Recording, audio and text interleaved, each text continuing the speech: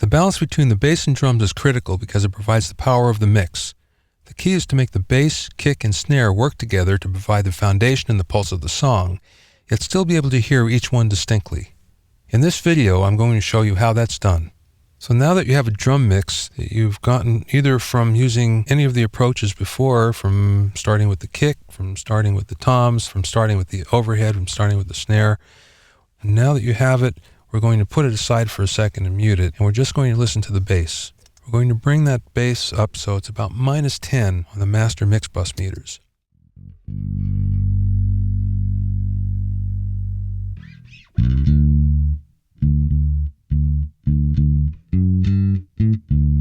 And once again, it's not going to be exactly -10. It's going to peak a little above it, it's going to go a little below it, and a little bit later when we get into compression, we're going to look to see how we can make that bass sound a little more even so we can keep it closer to -10. But for now, it's okay if it drifts above or below.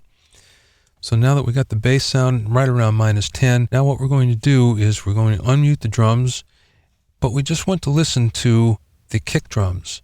So we're going to mute all of the other drums, just listen to the kick. And we're going to mute the bass as well. And the whole idea here is we want the kick to be somewhere around -10 as well.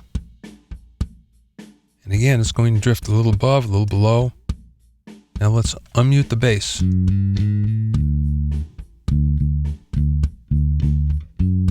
These should be about the same level.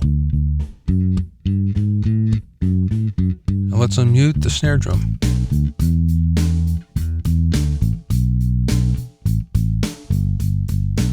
Now the whole idea here is you should be able to hear all three at about the same level.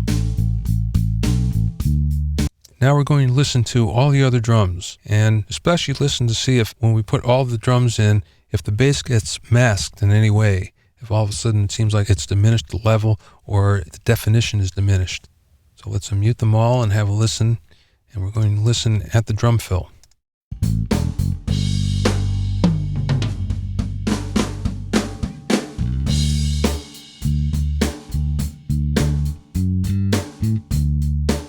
And the whole thing here is you ask yourself if you can hear the kick and the snare and the bass distinctly. If you can't, don't worry about it, because what we're going to do a little bit later is we're going to fix that with EQ and with compression.